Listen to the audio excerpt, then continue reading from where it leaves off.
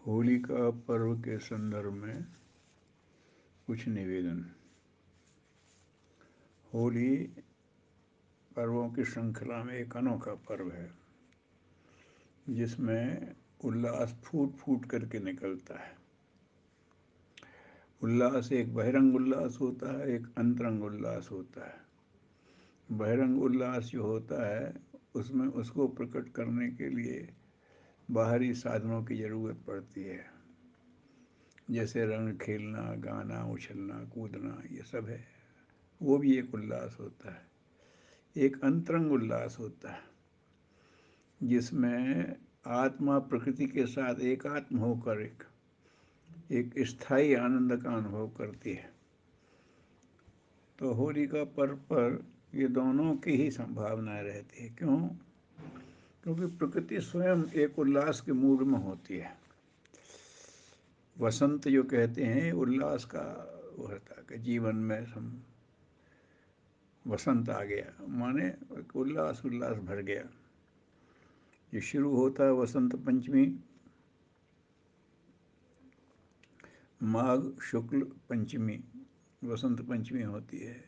यहाँ से जो प्रकृति का उल्लास है वो प्रकट होने लगता है, अपना शैशव काल में परिचय दे देता है। वनस्पतियाँ पुष्ट होने लगती हैं, खिलने लगती हैं, बौराने लगता है, वगैरह वगैरह, ये सब चीज़ होती है।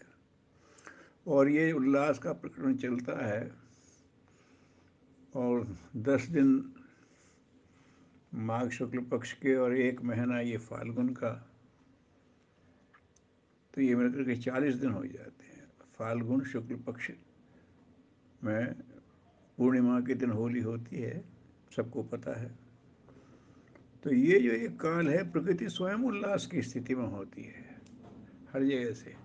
और भारतीय संस्कृति के मनीषियों ने, ऋषियों ने प्रकृति के साथ जीवन जिया है, तो वो प्रकृति के उल्लास के साथ शामिल हो जाते हैं।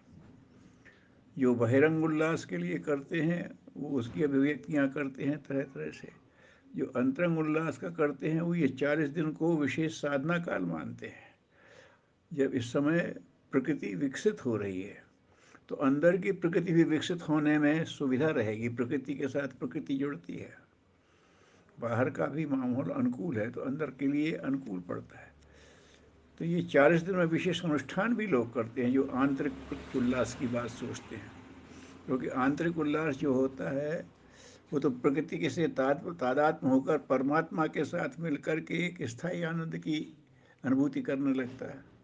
तो उसके लिए भी बड़ा महत्वपूर्ण काल है। इसके साथ कथा भी प्रहलाद की जुड़ी हुई है, और प्रहलाद नाम से भी ये आह्लाद, उल्लास, उसी का प्रतीक ये भी है। कथा सबको मालूम है कि इसका इस प्रहलाद के पिता जो थे क्षत्रिय कुल के थे, लेकिन उनको हिरण्याक्ष कहने लगे लोग। क्यों? बस उनकी आंख में पैसा ही पैसा दिखता था, पैसा ही सब कुछ है। और उसके लिए कुछ भी करें, जब आदमी पैसे के लिए लालायत हो जाता है, लोभी हो जाता है, तो नीति अनीति भूलता है। और वो जानते थे मैं करूँगा, और वो करूँगा, प्रकृति दंडित कर सकती है। तो जो भी हैं जिनको बाद में राक्षस कहा, उनकी प्रवृत्ति कैसे थे, सब अपने ब्राह्मण कुल या क्षत्रिय कुल के ही। तो इन्होंने तपस्या की, और तपस्या के साथ वरदान मांगा। जब ब्रह्मा जी प्रसन्न हुए तो अमरता का वरदान दे दो। उन्होंने कहा मृत्यु लोक में अमरता का वरदान तो दे नहीं सकते, तुम कुछ और मांगो। तो उन्होंने अपनी बुद्धि की तिकड़म चली कि ऐसा करिए कि मैं न दिन में मरूँ न रात में मरूँ, न धरती पर मरूँ न आसमान में रखूँ, न मनुष्य से मरूँ न पशु से मरूँ, न किसी अस्त्र शस्त्र से मरूँ। ऐसी एक उन्होंने अपने ढंग से सोच लिया कि अब तो ये परिस्थितियाँ पैदा हो ही नहीं सकती। ऐसा मान कर के उन्हें सोचा अब तो मैं तो अमर हो गया, तो उन्मत्तता करने लगे। यहाँ तो ये चल रहा था। वहाँ उनकी पत्नी जो थी वो साध्वी थी।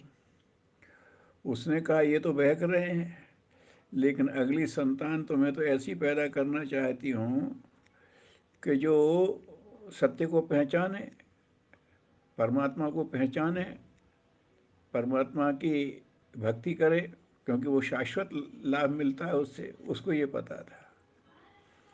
नारद जी ने मदद की, उसे साधना बता दी।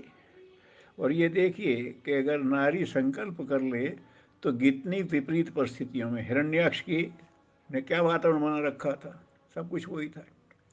लेकिन उसने मन में किया, मुझे तो एक भगवत भक्त, अत्यंत सहनशील, गुणों से संपन्न, संस्कार युक्त संतान पैदा करनी है। वो प्रहलाद हो गए। और प्रहलाद का जीवन देखिए, ये देखा जाए तो एकदम एक अहिंसक सत्याग्रह का जीता जागता प्रमाण है प्रहलाद। पिता से बुरे बोलना तो दूर, उन्हें कोई पलट के वो भी नहीं कहा। वो हजार अत्याचार कहते रहे, सिर्फ इसीलिए कि तू भगवान को भगवान क्यों कहता, भगवान तो मैं हूँ। गुरुदेव ने कहा जब अहंकार बढ़ता है तो फिर भगवान भी सहन नहीं होता। चाहे रावण हो, चाहे हिरण्यकाश हो, चाहे हिरण्यकश्यप हो, चाहे कंस हो, बस मैं ही भगवान हूँ, यही बात होती है लोगों की। तो उसने कहा मैं ही भगवान हूँ। उन्होंने कहा नहीं, भगवान तो भगवान है पिताजी।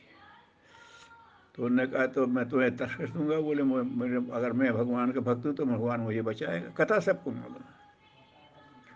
कृष्ण, उसने कंस, उसके प्रहलाद के पिता हिरण्याक्ष ने इतनी कोशिशें की उसको नष्ट करने की, लेकिन भगवत कृपा से बचता रहा। वो देख करके खींचने लगा। जब उसने कहा मैं अपनी ताकत से इसे नहीं मार पा रहा हूँ, ये चल नहीं रहा है, तो उसने कुटिलता की चाल चली। उसकी बहन होलिका, उसको वरदान था कि वो अग्नि से क्षति नहीं पहुंचाएगी।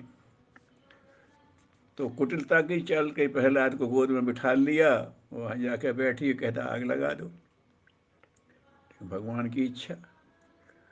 अरे भगवान ये सोचते हैं, जो राक्षस हो गए वो सोचते हैं कि हम अपनी बुद्धि से भगवान को ठग ले लेंगे। अरे भगवान ने अपनी बुद्धि का एक थोड़ा सा अंश दे दिया, उसी से तो तुम इतने मेधावी हो गए। तुमसे अनेक गुनी शक्ति उसके पास है, अनेक गुनी बुद्धि उसके पास है। तो तिक्रम कहते हो वो भी उसके पास सबसे बड़ी है। फिर वही हुआ। प्रहलाद उससे बचते रहे, हर प्रताड़ना से। और जब होली में बिठाल के जलाने की बात की तो भगवत इच्छा उल्टा हो गया। होली का जिसको वरदान था नहीं जलेगी, वो जल गई और प्रहलाद बच गए। ये हिरण्याक्ष के लिए बड़ा कष्टकर था। ये क्या किया? तो उसने कहा सैनिकों पर ही तो मैं तो भगवान हूँ, मैं करूँगा। तब तो उसने कहा कि अब अभी भी तुम माने तो मैं तुझे मारूंगा। उन्होंने कहा मारना भैया मार लेना पिताजी, आपस में क्या बात है, मेरा भगवान मेरी रक्षा करना चाहेगा तो हो जाएगा। तो पता है सबको क्या हुआ। उन्होंने कहा सब जगह है, मुझ में, तुझ में, इस खड़ग में, इस खम्भ में, सब में भगवान है। उसने गुस्से में होकर के खम्भे में लात मारी और नरसिंह भगवान प्रकट हो गए। उसका वध हुआ। और वो सब पता है कि वो ना मनुष्य थे ना पशु थे। उन्होंने अस्त्रों का इस्तेमाल ही नहीं किया। अपने घुटनों पर रख माना धरती न था आसमान था, और अपने नखूनों से विदीर्ण कर दिया। और फिर प्रहलाद को प्रेम किया, आशीर्वाद दिया। तो ये इतनी चीज़ें इसके पीछे भी चलती हैं कि ये जो इसका कथानक है ये भी एक सात्विक उल्लास का प्रतीक है। प्रहलाद जिसका है, वो जो सात्विक उल्लास है वो नष्ट नहीं होता है, चाहे जितनी विपरीत परिस्थितियाँ आए। संतों के साथ, महात्माओं के साथ, शहीदों के साथ उनका उल्लास कभी नष्ट नहीं हुआ। तो वो प्रहलाद, वो अपने अंदर जागृत किया जाता है। तो होली पर्व को, इसको सबको याद करके अपने बहिरंग उल्लास और अंतरंग उल्लास दोनों को सही दिशा देने की ज़रूरत है। बहिरंग उल्लास में लोग रंग खेलते हैं, अच्छी बात है, लेकिन कई दफ़े उद्दंडता और अश्लीलता पे आ जाते हैं। ये पर्व का अपमान है एक तरह से, अपनी भावना, अपनी बुद्धि के साथ अन्याय है। ये क्या कर रहे हो, जिसमें दूसरे को कष्ट हो, असमंजस हो, समाज की परंपरा बिगड़े। अरे ये उल्लास का पर्व है, आत्मीयता का पर्व है, सबके साथ करो, खूब खेलो, उसके साथ करो, लेकिन कुरीतियों से बचो भाई। प्रहलाद जो है पावन उल्लास का प्रतीक है। तो होली पे उल्लास की अभिव्यक्ति के साथ पावनता बनाए रखना है। तो अतरंग बहितरंग दोनों सधेंगे। जैसे कि अंतरंग वाले तो वो 40 दिन की उपासना करके उसमें आते आते होली में मस्त हो जाते हैं। अब लोग मस्ती के नाम पर भांग वांग पीते हैं, अरे ये बनावटी कर रहा है मस्त। खिलाड़ी अपने खेल में मस्त हो जाता है, संगीत का कलाकार संगीतकार अपने कला में संगीत में मस्त हो जाता है, वैज्ञान अपने विज्ञान में मस्त हो जाता है। अरे ऐसी मस्ती करो, ये क्या करते हो? थोड़ी पी और ख़त्म हो गई। गुरु नानक ने लिखा है कि क्या तू नशा करना भी नहीं सीख पाया है? एक बार करता है, थोड़ी देर में उतर जाती। हम तो एक बार पी, नाम खुमारी नानका चढ़ी रहे दिन रैन। मैंने तो एक बार पी और दिन रात चढ़ी रहती है, मस्त हूँ पूरे जीवन में। सभी जितने संत महात्मा हुआ उनके साथ यही थी, मस्त रहते थे अपने आनंद में। तो ये देखना है, किसी के आनंद की मस्ती न टूटे, किसी का हित न हो, किसी को कष्ट न हो, अपने उल्लास में क्या बात है। तो ऐसा करके तो अपना सामाजिक ढंग से भी मर्यादित रहें और सांस्कृतिक ढंग से भी उसका लाभ उठाएं। होली का पर्व बड़ा पावन पर्व है, तो उसके उल्लास में पावनता जोड़े रहें, यही निवेदन है। सबको नमस्कार, सबके लिए बहुत बहुत मंगल कामना। ओम शांति, शांति।